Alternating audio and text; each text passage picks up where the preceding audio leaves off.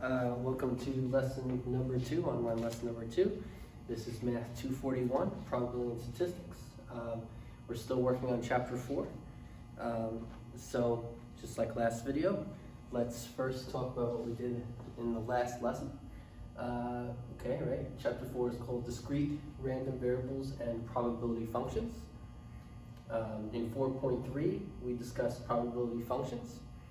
Those were functions where if we first had a random variable x, and that's a function where if you input the outcome of an experiment, the output is a real number. So a random variable x assigns to each outcome of an experiment a real number. Our probability function is a function that will take those possible real numbers and it will tell you the probability that your random variable equals any of its possible real any of those possible real numbers. Okay, and so we studied in 4.3 those probability functions. A probability that your random variable equals one of its possible values. Okay, in 4.4 we talked about probability histograms and bar charts. And so those are two ways to describe a probability function. You can make a probability histogram to say what a probability function is doing, or you could make a bar chart to describe a probability function. Those are two ways to describe a probability function. Okay, that was 4.4. And then in 4.5, we talked about several important discrete distributions. And so the first one we talked about was the uniform discrete distribution, where we considered a set with n distinct elements in it, and our probability function just says that the probability of choosing any of them is the same, 1 over n, because there's n of them. And then the binomial distribution, that was the probability that in a Bernoulli, when you're doing Bernoulli trials, like flipping a coin, where there's either success or failure, the probability of there being exactly x successes in n Bernoulli trials, with the probability of success being little p, the odds of getting exactly x successes in those n Bernoulli trials with probability of success being p is n choose x, p the x, times q to the n minus x. And so that value is the chance of getting exactly x successes in n Bernoulli trials where the probability of success is little p. That's complicated, right?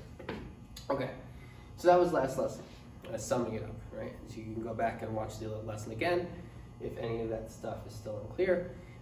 This lesson, in online lesson number 2, we're going to continue 4.5. We're going to continue the section on several important discrete distributions, okay? And so this is a long discussion about discrete distributions, and so we're going to need even more than just this lesson to finish 4.5, okay? Okay, and that's the goal of this online lesson, to continue studying important discrete distributions.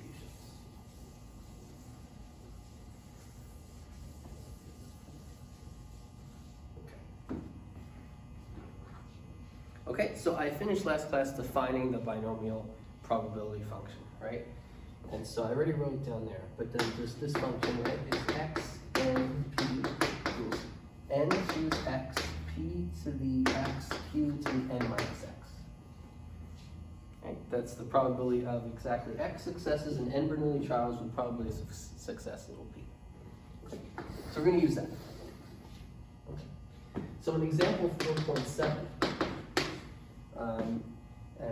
so we're still in 4.5 right now.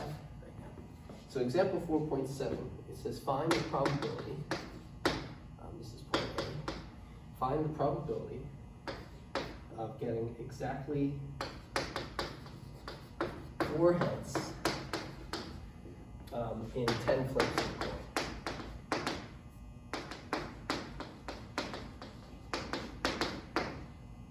Okay? So we want to find the probability of exactly 4 heads in 10 flips of a coin. And so that probability of exactly 4 heads in 10 flips of a coin, well then that's equal to the probability of there being 4 successes. S sub n is 4. That means an n, S sub n, yes, but I want to say S sub 10.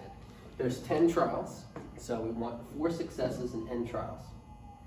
Success is heads.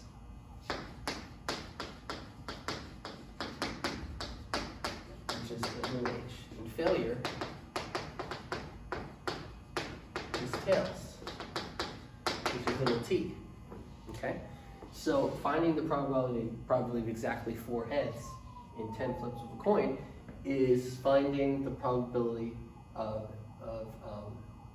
4 successes where successes are heads in 10 Bernoulli trials, right? And the probability of success is the probability of the heads, which is 1/2, right, or 0.5. Okay. So then that's equal to, the probability of S of 10 is equal to 10. That's equal to 10, choose 4. We want 4 out of the 10 trials to be successes. P, which is 1/2, which is the probability of success. 4 of them are successes, so you're multiplying by 1/2 4 times. And then the probability of failure, the other 6 times.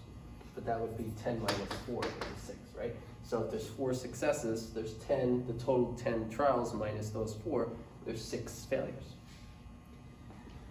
And so 10 choose 4,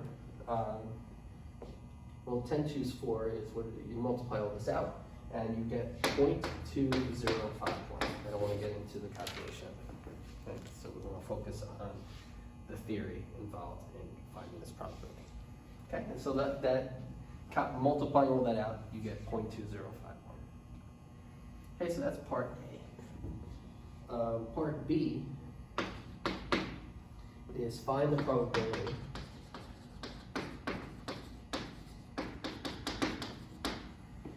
of obtaining exactly 12 sixes in 20 throws of a die.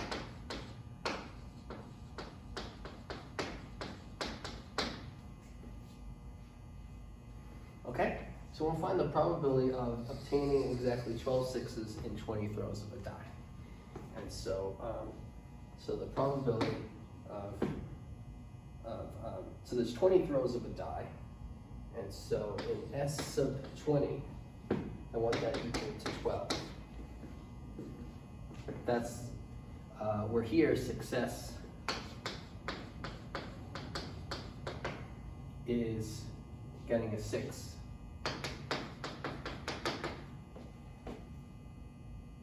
Okay, so here we're throwing 20 throws of a die. So we're rolling the die 20 times.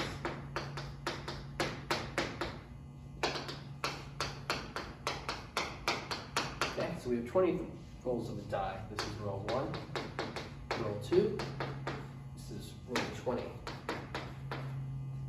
Okay, so there's 20 rolls of die, and we have the top value on each one. Right, so whatever the top value is, that's the outcome of each roll. And so we want to obtain exactly 12 sixes in 20 rolls. So success is a 6, and failure, there's only success or failure, right? So failure is not a 6. That's how you do failure. Success is a 6, failure is the opposite of that, which is not 6. Okay, right? So little p is the probability of success. And since success is getting a 6, that's 1 out of 6, right? There's 1 out of 6 possibilities for each roll of die. And so that's 1/6. So p, little p, and probability of success is 1/6. Q, which is the probability of failure, is just 1 minus little p, is 1 minus 1/6. It's 5/6. So Q, the probability of failure is 5/6. P, the probability of success is 1/6. Okay? So obtaining exactly 12 sixes in 20 trials, that means 12 successes. S of 20 is the number of successes in 20 Bernoulli trials. And so the number of successes here is 12. We want the probability of 12 successes, 12 sixes in 20 Bernoulli trials. So by the definition over there, with 20 trials, you want to choose 12 of them. The probability of success is 1/6, and you raise that to the 12th, and then 5/6 is 20 minus 12. So you raise 5/6 to the 20. 20 minus 12th power. And so then that's equal to, when you multiply this out, you get 0.0000135. Okay? So the probability of 12 successes in 20 Bernoulli trials in this experiment is 0.0000135. Okay, and so that's example 4.7.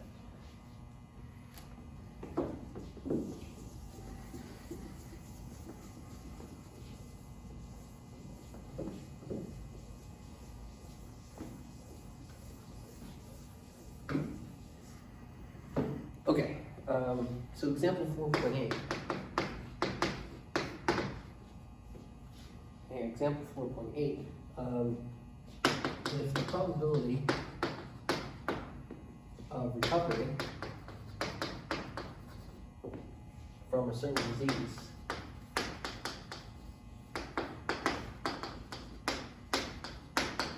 is 0.20, and 10 people came down with the disease,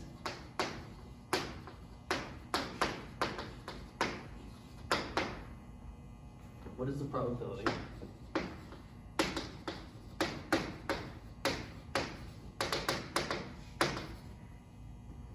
that at most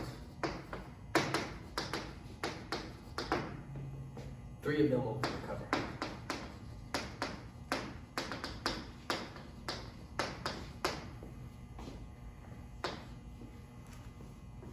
So if the probability of recovery from a certain disease is 0.20, and 10 people came down with the disease, what is the probability that at most 3 of them will recover?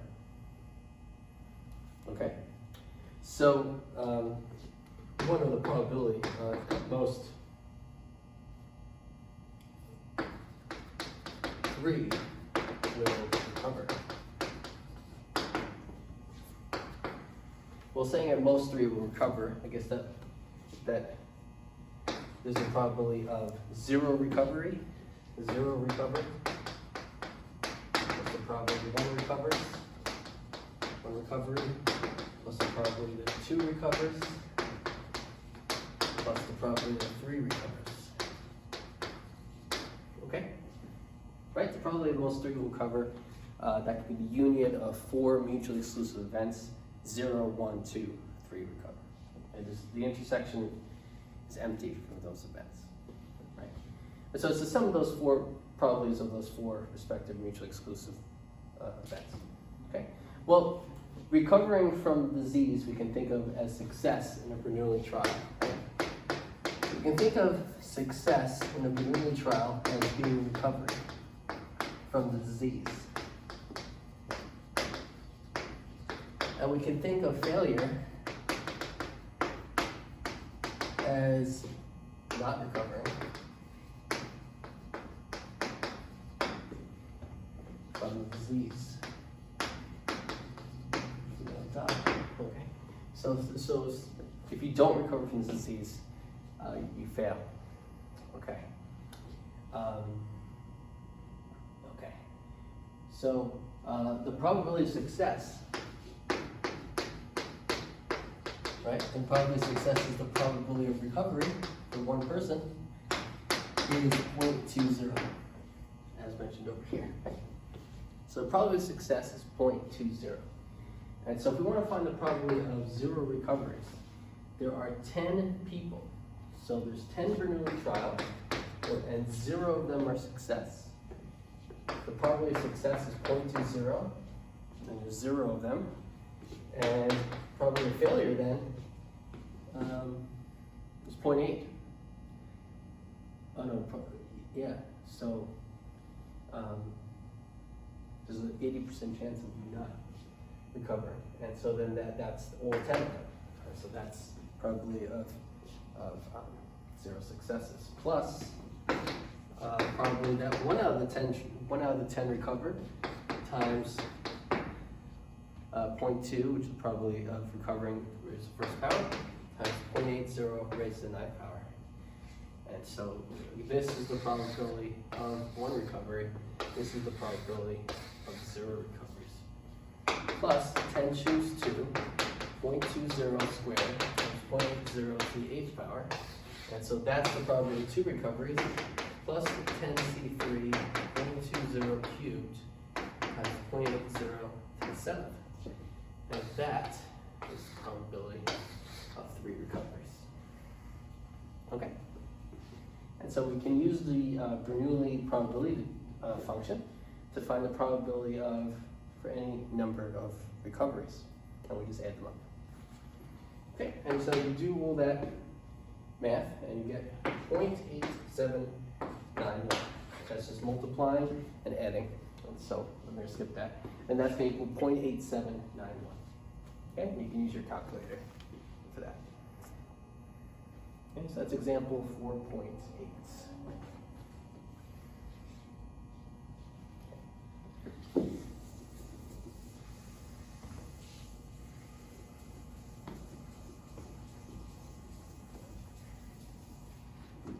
Okay, next is example 4.10.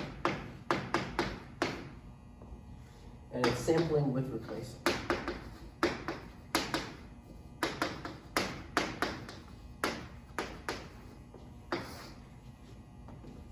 Okay, so we're going to do sampling with replacement. Okay.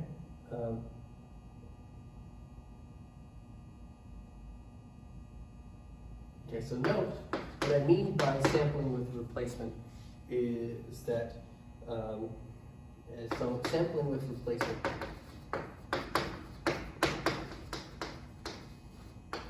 means that you select an element at random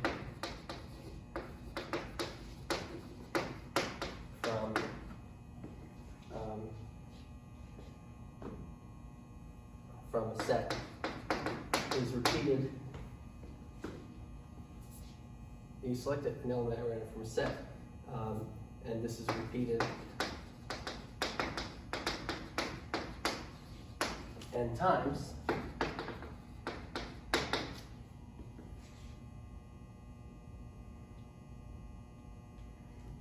Where each element is equally likely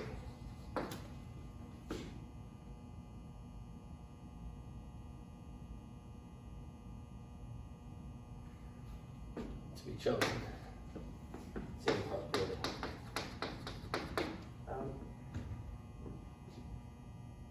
And after each time an element is chosen, you replace it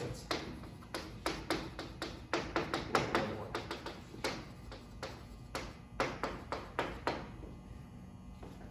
Of the same kind. Okay, so sampling with replacement means that you select an element at random from a set. And this is repeated n times, where each element is equally likely to be chosen. After each time an element is chosen, you replace it with another one of the same kind. Okay, so that's sampling with replacement. Okay, and so we're going to see an example of that here. So a box has 10 red balls, 30 black balls. Okay, so that's our box. We're going to use sampling with replacement to obtain a sample size of 5 from the box with those 40 balls in it. X is the number of red balls in sample. So you choose 5 of the 40 balls in the box, and X is the number of red balls in your sample. And the goal is to find the probability function of X. Okay, so I'm just double underlining it so that you can see what the goal is here. We want to find the probability function of X. And we're doing sampling with replacement. Okay, so let's emphasize that because it's going to make this example slightly different than all the other examples so far. Okay, we're replacing the ball that we choose. And so now when we choose a ball, normally there would be one less of it in the box in all the other examples. Now we're going to put that ball back in the box, and it's going to be the same number of red and black balls after each trial. Okay.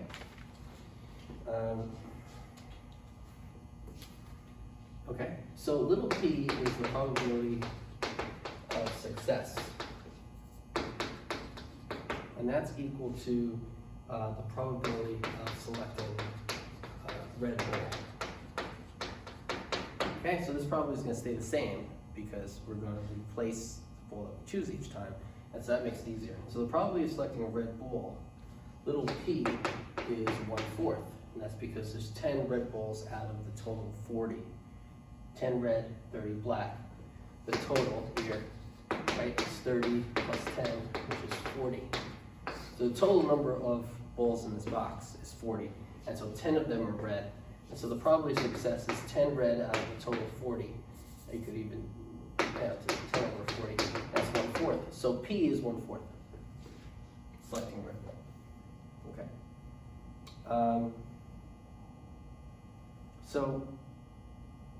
So again, this is a Bernoulli trial where success is a red ball and failure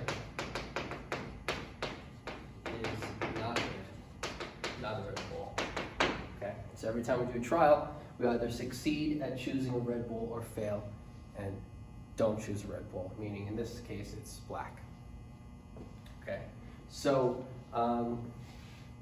let's do that. Okay, so I'm going to erase the meaning of sampling with replacement here, and then I'm going to answer the question over here. Okay.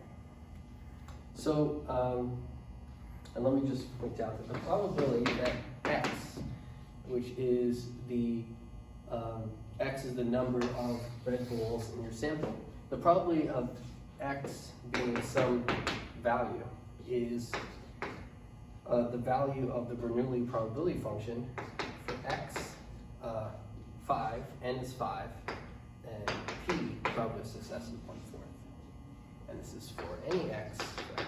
0, 1, 2, 3, 4, 5, right? It's going from 0 to 5 because there are 5 trials, right? We're doing 5 from the box.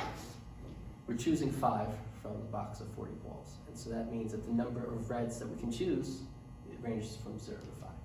Right? You can't choose 5. You can't choose more than 5 red balls when you're choosing 5. Okay. So the probability that the number of red balls we choose is 0. Okay. Well, that's equal to the probability of 0 successes in 5 trials, where the probability of success is 1/4. Okay, so probability of 0 reds is the probability of 0 successes. Success is choosing a red. 0 successes, 5 trials, probability of success is 1/4. And so that's equal to 5 choose 0 of 1/4 raised to the 0 power times 3/4 raised to the 5th power. And so that's equal to 243 over 1,096. Okay, so that's the probability of getting 0 red balls when you choose 5. There. Okay, so the probability of 1 red is the value of B when you want to think of 1 success in 5 trials, and the probability of success is 1/4. So that's 5 choose 1, 1/4 to the 1st power, 3/4 to the 4th power. And what that's equal to is 405 divided by 1,096. the probability that the number of successes is 2, right? The probability you choose 2 red is equal to the probability of, so the probability of the number of reds is 2 is the probability of 2 successes and 5 remaining trials, and the probability of success is 1/4. And so that's equal to 5 choose 2. 2 out of the 5 trials are successes. Each success, the chance of success is 1/4, so 1/4 squared. And the probability of failure for the other 3 is 3/4, and so it's 3 times 3/4 cubed. And you multiply all that out, and you get 270 divided by 1096. Okay, and so now we found those probabilities. Now the probability that x is equal to 3 is equal to the probability of 3 reds is the probability of 3 successes, and 5 remaining trials with the probability of success is 1/4. And so that's 5 choose 3. 3 out of 5 are successes. Probability of success is 1/4, and that's cubed. 3/4 the probability of failure squared. 3 successes, 2 failures, 5 trials. Okay, and you multiply all that out, and you get 15 over 1096. Okay, and then the probability that x is equal to 4, and that's equal to the probability of 4 successes and 5 remaining trials with the probability of success is 1/4. And then 5 choose 4, choose 4 of the 5 to be successes, times 1/4 to the 4th power times 3/4 to the 1st power, and that's equal to 15 over 1096. Okay. And then lastly, the probability that 5 are reds is equal to the probability of 5 successes and 5 remaining trials with the probability of success being 1/4. And that's 5 choose 5, choosing all 5 of the 5 trials to be successes, times 1/4 to the 5th power, all 5 are successes, times 3/4 to the 0 power, the 0 failures, and you multiply all that out, and you get 1 over 1096. Okay, 4 to the 5th power is 1096. It's also 2 to the 10th power.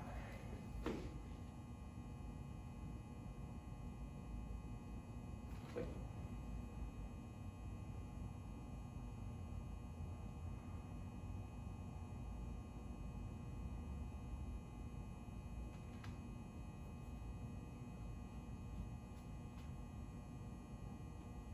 Okay, let's keep going. Okay, so those are the probabilities. Okay, so now that's the end of that distribution. Let's talk about another one.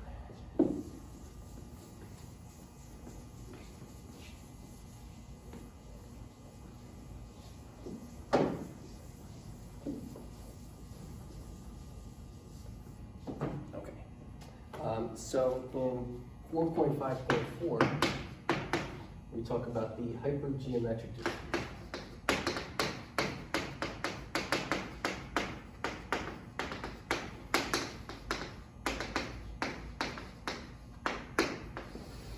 Okay, so 4.5.4, we talk about the hypergeometric distribution. So definition. A randomly selected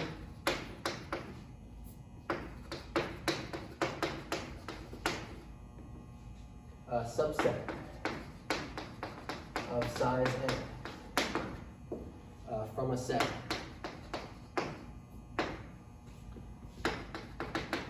with equal probabilities. That means that every choice of n elements in the set has the same probability. Okay, with every other subset of size n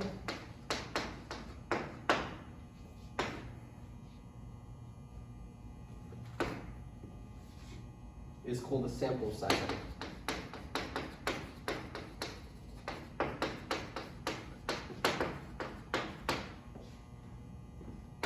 So we're defining a sample of size n.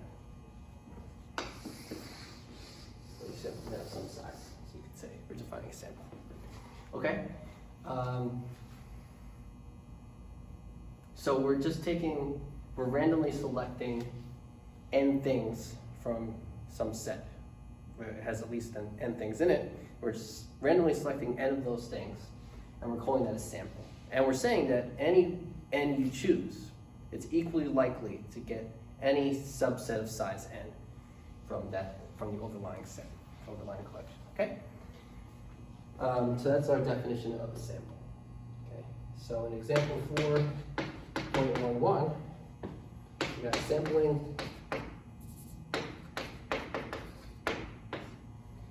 without replacement. Okay, so in example 4.11, sampling without replacement. Okay, so to draw this out, we have a box. Okay, and it has n1 plus n2 items in it. Okay, so there's a total of capital N1 plus capital N2 items in the box. N1 is of one type, and there's N2 of another type.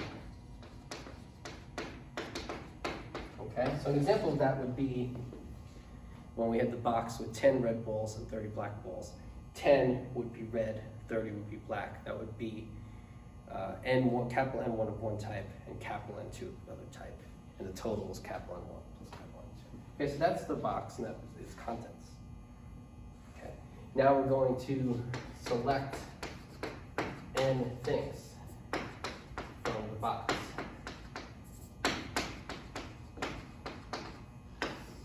Okay, so we're going to select n things from this, little n things from this box. Okay.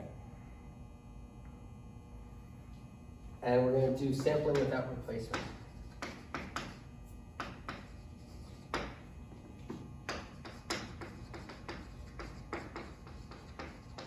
And so this is what we normally do. When we take something out of the box or collection, we don't replace it. We're not, it's without replacement. Okay. Okay, and then X is going to be the number of items of the first type, of capital N1 type, of first type, selected. Right, so we're selecting n things without replacement at random from the box, and X is the number of the first type selected. Okay, so the question is, what is the probability function of X?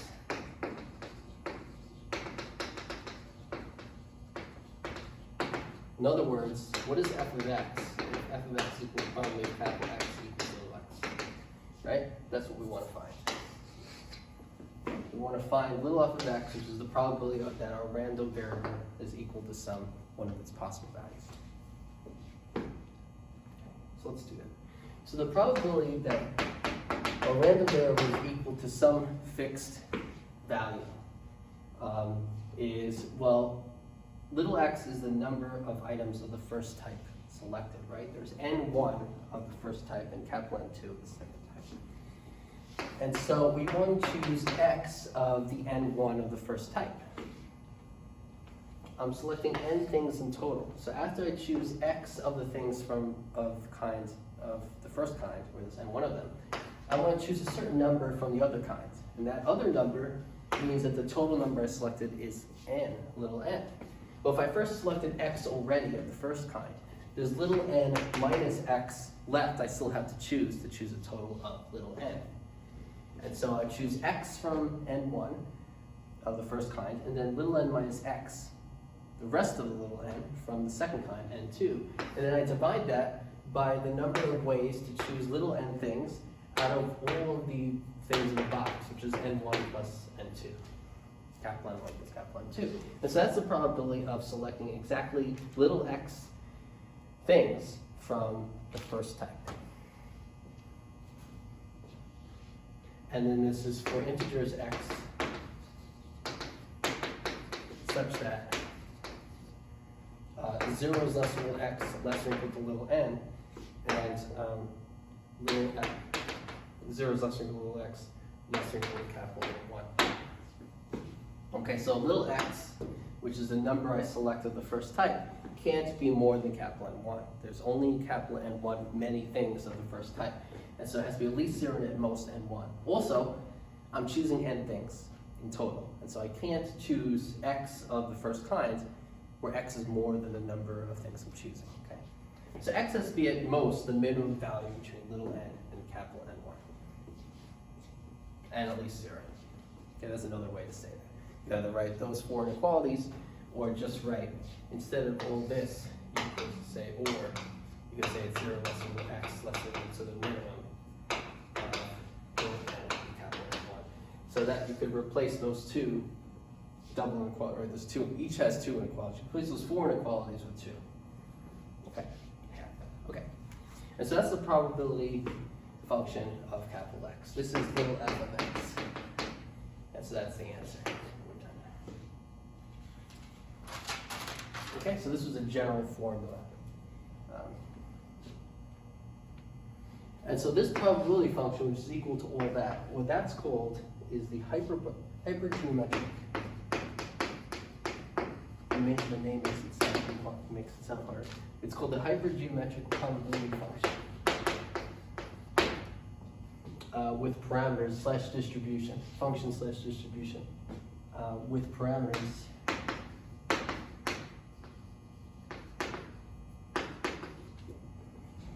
little n, capital N1, capital N2. Okay. So this is the hypergeometric probability function with parameters little n, capital N1, and capital N2. So you need to know 3 things in order to talk about this probability function. You need to know how many total things you want to choose, how many things of the first kind there are, and how many things of the second kind there are. You know that the total number of items in the box are capital N1 plus capital N2. And so just those 3 pieces of information can tell you everything you need to know about finding probability function for that experiment. Okay. Okay, so that's an example of a hyperbolic geometric distribution. And it's kind of general, and so you can apply that to a lot of problems. Okay.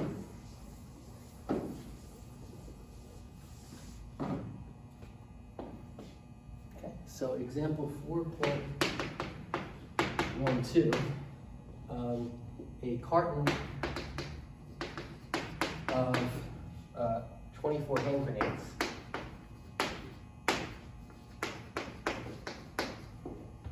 contains 4 defective, contains 4 defective ones. If 3 are randomly selected,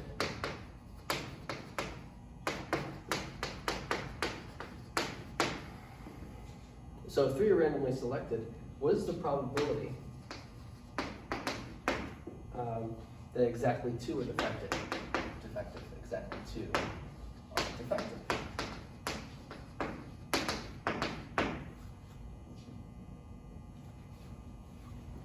Okay, so there's a total of, the carton that we're talking about, there's 4 that are defective, and we know there's 24 total, right? And so that means there's 20 that are not defective. Okay, so it's good to write down all the information down, even though it's in the question. It helps you to visualize what's happening, everything you need to know about the problem. Right? So our carton contains 4 defective, 20 not defective, 24 in total. And so then what that means is that, because we know that, the probability of exactly 2 defective ones, right? We're choosing 3 randomly. So let me just point that out. We're choosing 3 randomly. So we're choosing 3 randomly, and the carton contains 4 defective and 20 not defective. Right, so there's 2 options for each trial. The trial is choosing a defective hand grenade or not defective. So we can call success, because we're talking about how many defective we choose, we can call success choosing a defective one. And so success doesn't mean good or bad. It means it has to do with what you're trying to find, right? And so if we want exactly 2 are defective, then we want 2 successes, 2 defective. And so failure is not defective. Failure would be if it works. Okay? So it's not about working or not working, success and failure. It's about what the problem is asking, right? Exactly too effective. Okay, so success is defective, failure is not defective. So we want exactly 2 successes. In a Bernoulli trial,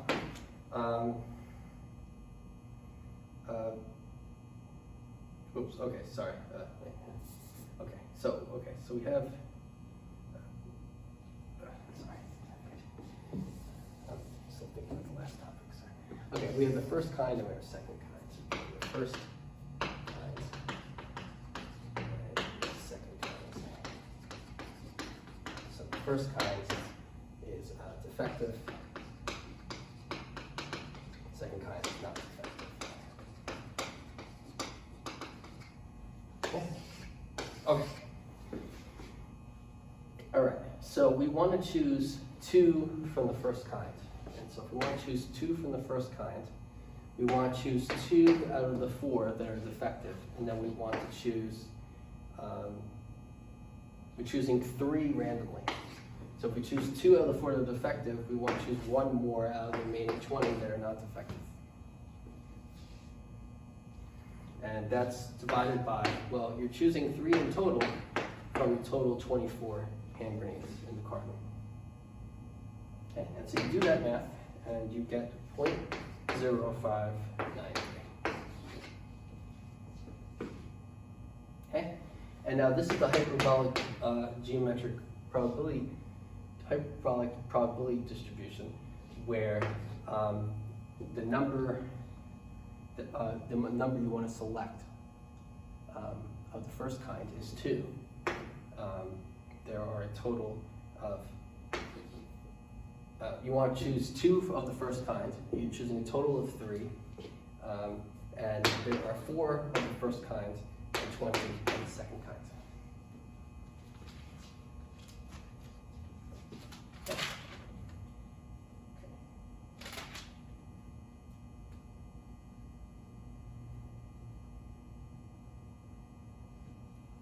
Okay, and let me just point this out. No, okay, that's good. Okay, so we have we're choosing 2 things from the first kind, choosing a total of 3. 4. There's 4 of the first kind, 20 of the second kind. This is the value of n2. This is the value of n1. This is the value of little n, and this is the value of x.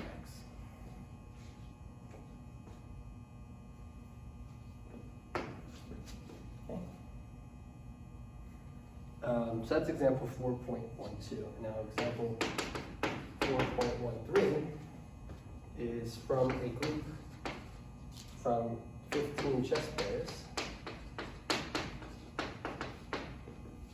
8 are selected.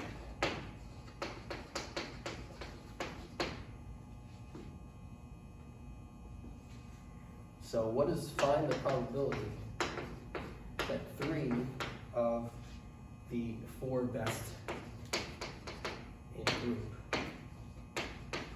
so 3 of the 4 best are selected. Okay, so we'll find the probability that 3 of the 4 best are selected. And so this is going to be a hyperbolic, a hypergeometric probability function. And so we're going to split this up into 2 kinds. The first kind is going to be the best 4. And so there's a total of 4 of them. Right? The first kind are the best 4 chess players, and the second kind is the rest. These are the people who are not the best 4. And if there's a total of 15 players, there's 11 people who are not the best 4. And so the probability of 3 of 4 best selected, well, we're choosing 8 in total, right? So we're choosing, there's 4 of the first kind, and we're choosing 3 of them. And then there's a total of 8, there's a total of, there's 11 of the second kind. And we're choosing 1 more person. 8 are selected. We're choosing 5 more people. 3 plus 5 is 8. 8 are selected. And then you divide that by, there's a total of 15 people, and you're selecting 8. So the number of ways choosing 8 out of Okay, and so then that's equal to 0.287.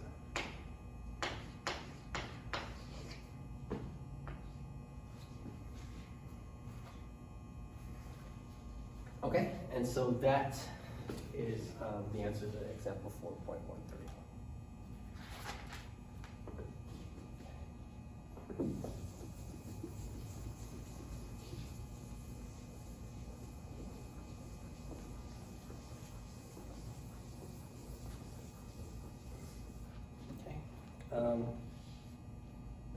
Okay, so when capital N1 plus capital N2 is large compared to sample size n, then the hypergeometric probability function can be estimated by the binomial distribution, the binomial probability function. So that means approximately. So that means the value of this is about equal to that. That's when n1 plus n2 is much larger than sample size little n. And so this is about equal to that. With little p, the probability of success in your Bernoulli trials, equaling capital N1 over capital N1 plus capital N2. Okay? So large compared to is kind of a vague statement to make. And so to make it more precise, you can say if little n is at most 5% of capital N1 plus capital N2, the approximation is good.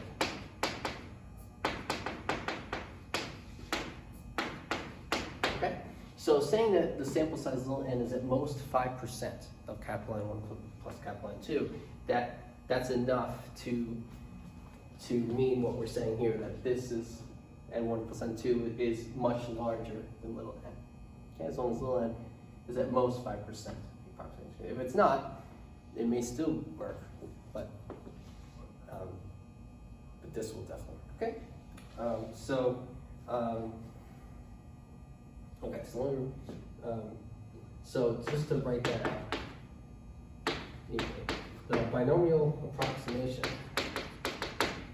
of hypergeometric, just the name, hypergeometric probabilities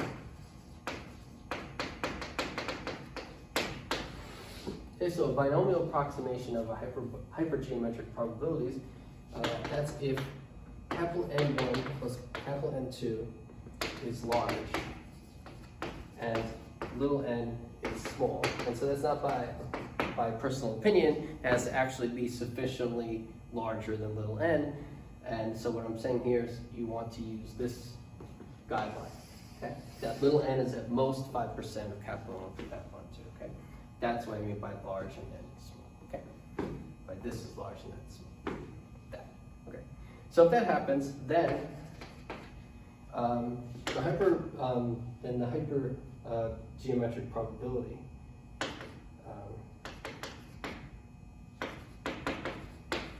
is approximately the binomial probability,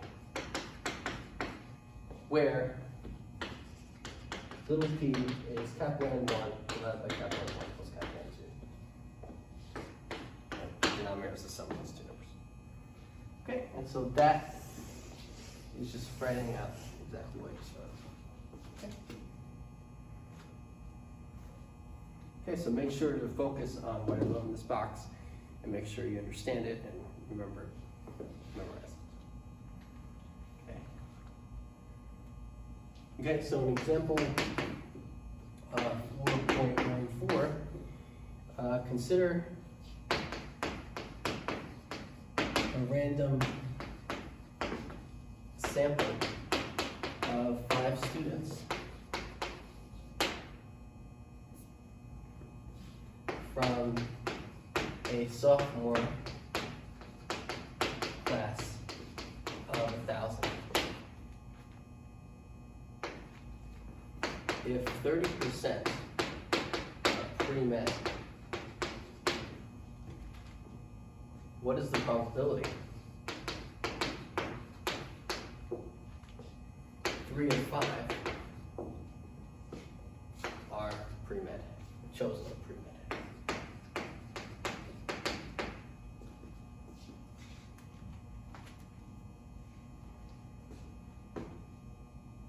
Okay. So in part A, we're going to say the sample was chosen with sampling without replacement. Okay, so the usual case where we don't replace the things we choose. Okay. So the probability of 3 of 5 pre-med. So that's equal to the hyper geometric probability that 3 are pre-med. I'm choosing 5. There's 300 of the first kind, which is pre-med, right? So if the total is 1,000, the total of 1,000 students, and 30% are pre-med.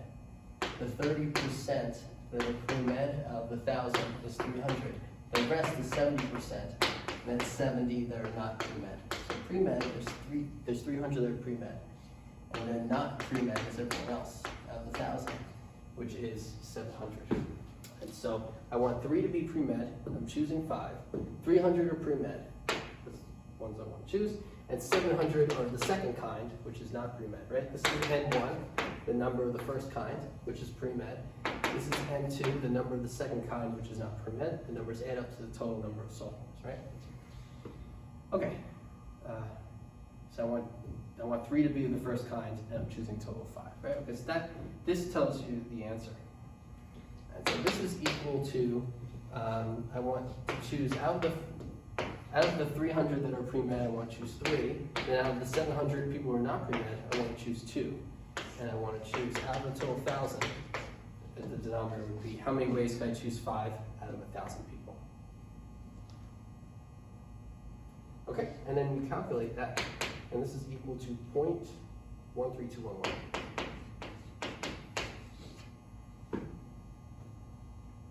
That's A. That's a probability of 3 to 5 pre-med students. Okay, so that's part A. Part B.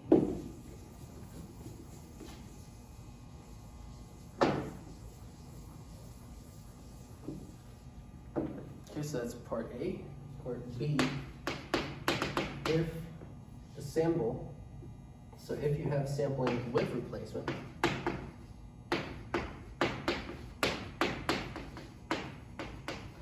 okay, so if you have sampling with replacement, then the probability that 3 of 5 are pre-med is going to be now we're going to have the binomial distribution because each, since we're replacing it, we can now think of success and failure because each trial is going to be the same, right? Things don't change each time. And so we want 3 successes. We're choosing a total of, we want 3 successes and 5 removed newly trials. And the probability of success, the probability of getting a pre-med student is 30%, 0.3. Right? So we want 3 of them to be pre-med, the probability of success is 0.3, and there's 5 trials, okay? And so then that's equal to 5 choose 3, choosing 3 of the 5 to be pre-med. The probability of it being a pre-med is 30% cubed times 70%, 0.70 squared. And that's equal to 0.1323. Okay? And so we see, as a note, if you compare the answers, these 2 answers, you see that the first 3 decimal places of each of them are the same. And so here, we could have approximated the hyper geometric probability, could have approximated with the Bernoulli probability function. And that estimation would have been correct to at least we've been correct to 3 digits. Okay, so that estimation wasn't good. It's near 1,000. It even rounds this to 2. That's both of them round down. Okay, so the difference is less than 2 10,000ths, which is very close. Less than 3 10,000ths. Okay, so note, both answers have the same first 3 decimal places. Okay, so you can approximate sampling without replacement by sampling with replacement and use the Bernoulli probability distribution, probability function. Okay. Okay. So that's the hypergeometric probability function. Now I don't have to see it. Okay. So okay, and so the next distribution to talk about in 4.5.5 is the Poisson distribution.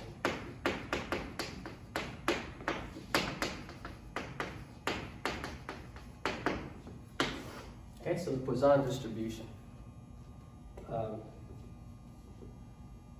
Okay, so the Poisson distribution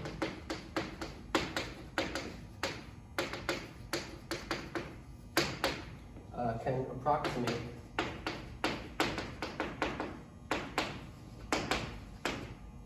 the binomial probability function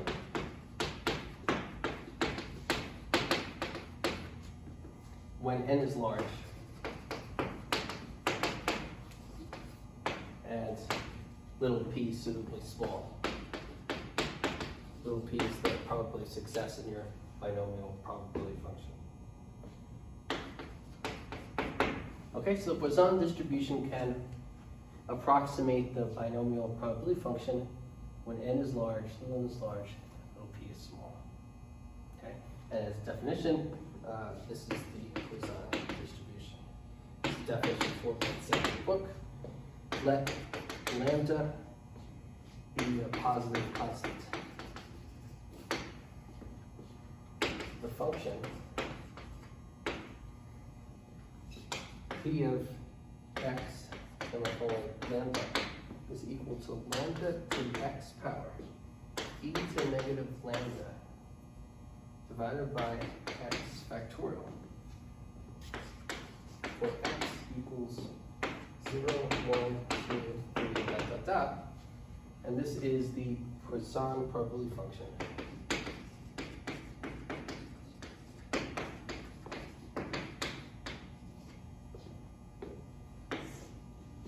With parameter lambda.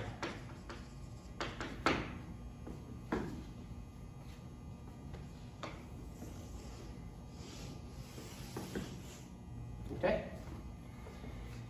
And so this is the Poisson probability function with parameter lambda.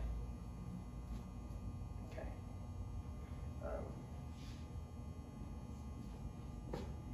So if a random variable, so note, a random variable with a Poisson, so a random variable has a Poisson distribution and is a Poisson random variable.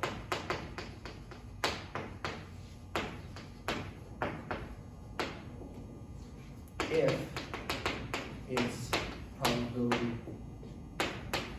function is the Poisson probability function.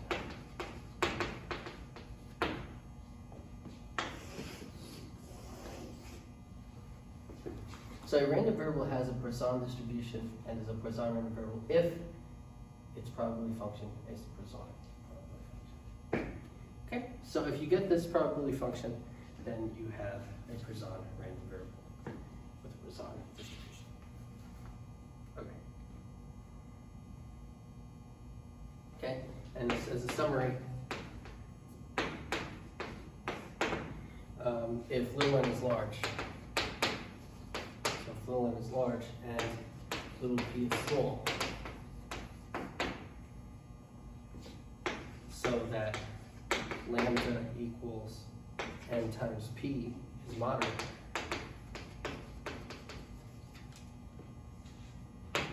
then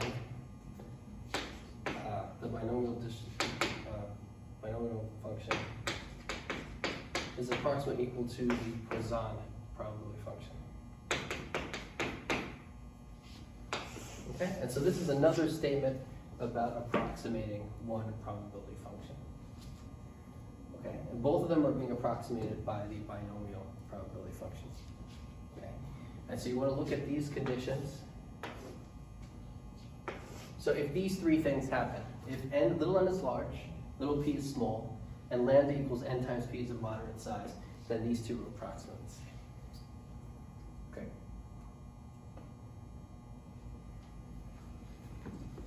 Okay. So let's keep going.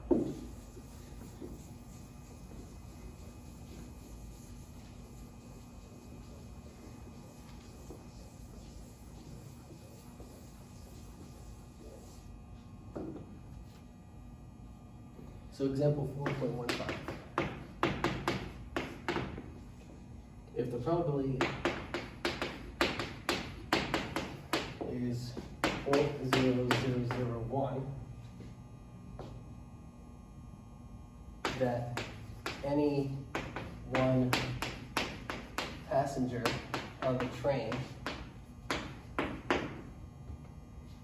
will be robbed, what is the probability that 10 of the next 50,000 will be robbed, passengers will be robbed?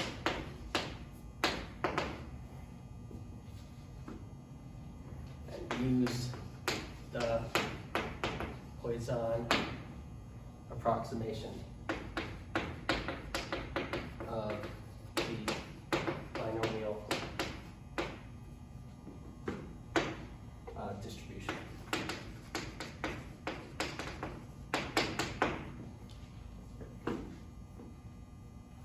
Okay.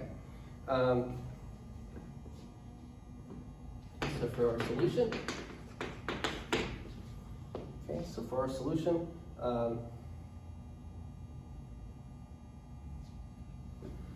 our success is being robbed, right?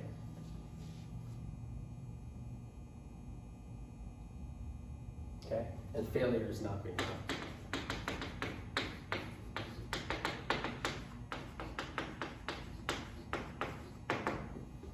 And sometimes you want to fail. Okay, so in this case you want to fail, you don't want to be robbed. Okay, so we want 10 successes in 50,000 early trials.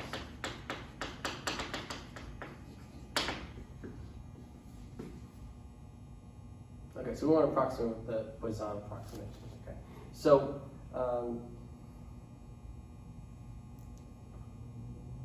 right, so the probability that 10 of the next 50,000 are robbed. Well, that if we're talking about the binomial probability function, we're talking about 10 successes because 10 robberies, and there's a total of 50,000 trials because we're talking about the next 50,000 passengers. So 10 successes and 50,000 Bernoulli trials. The probability of being robbed, the probability of that success of being robbed is 0.0001. Right? Okay, good. So that's what we want to find.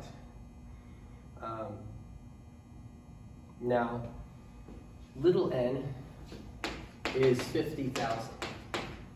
And so little n is large.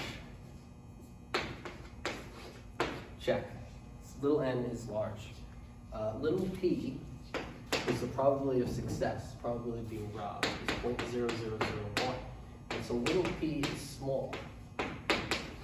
Check. And lambda, which equals np, is 50,000 times 0.0001, which is 5. That's moderate. So lambda equals np is a moderate size. This is moderate size. And so all three of those things are true, that little n is large, little p is small, and lambda equals np is a moderate size. And so with those three assumptions, we can say, therefore, because of those three things being true, the binomial probability function is approximately equal to the Poisson probability function. Okay? And so that's how we can use the probability approximation of the binomial distribution, because those three things are true.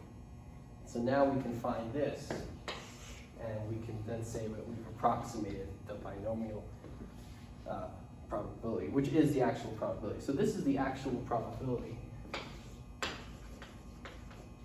right?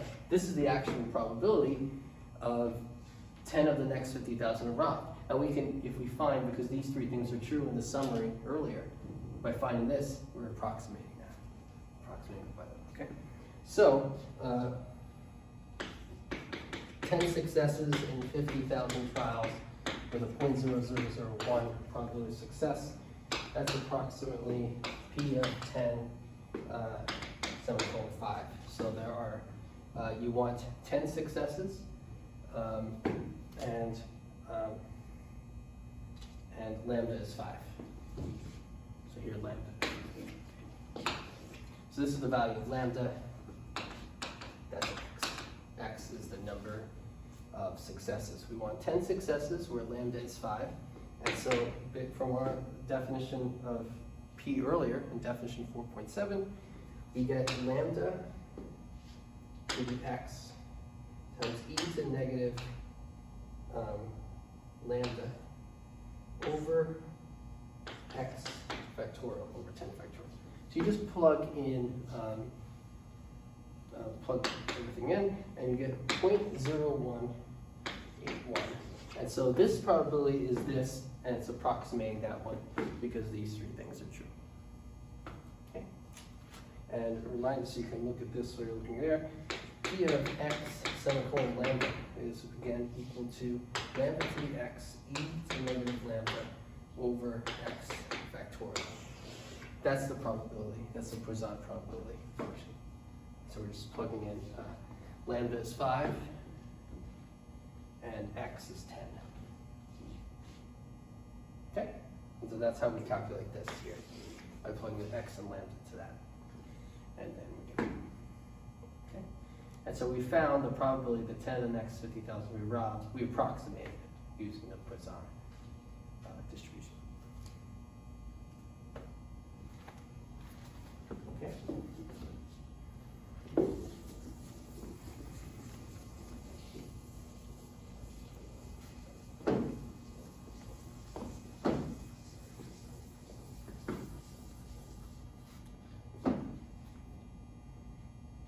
Okay. So theorem 4.2. This is Poisson's limit law.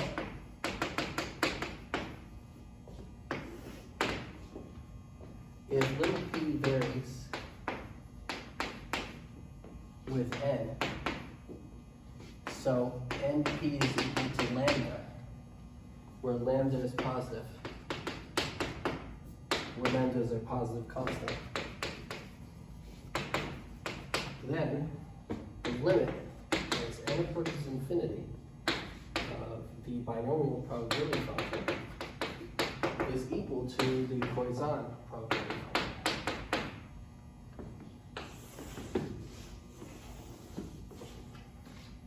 Okay? Okay, so if little p varies with n, so np is equal to lambda, where lambda is greater than 0 is a constant, lambda is a positive constant, then the limit of this guy is that guy.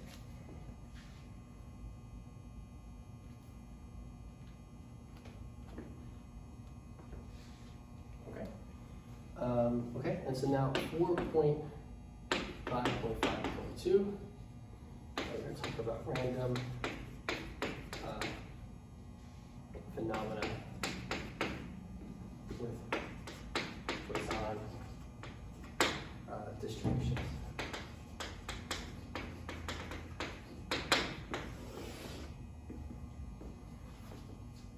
Okay, so examples. So the number of incoming calls within a fixed time interval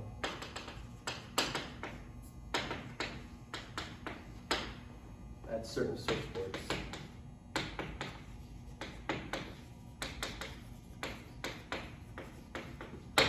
Yes, that's one.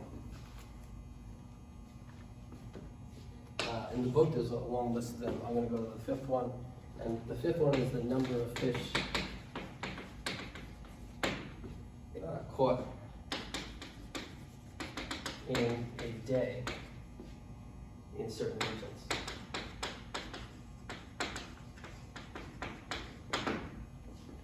Okay, and number 11 is the number of emergency patients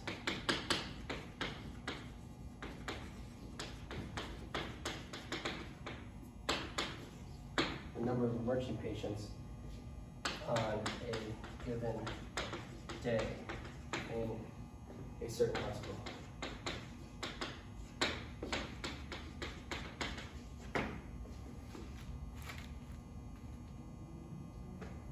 Okay? So some random variables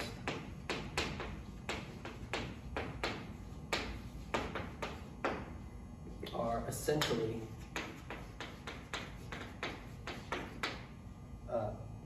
binomial random variables with large parameters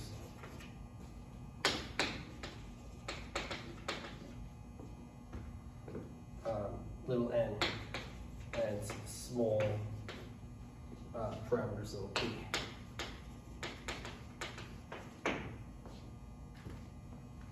Hence, they are essentially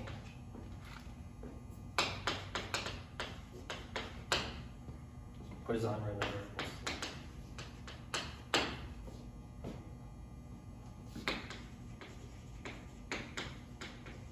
Okay, so don't worry about whether if lambda equals n times p is a moderate size. If n is large parameter little n, and small parameter little p, if you have those two things happening, then your binomial random variable can be considered essentially a Poisson random variable because the two probabilities are about equal. Okay. Okay. Good. Okay. So we'll stop here for the second lesson, and keep watching the videos, and the next one will be lesson 3, and we'll continue with this section. Thanks for watching.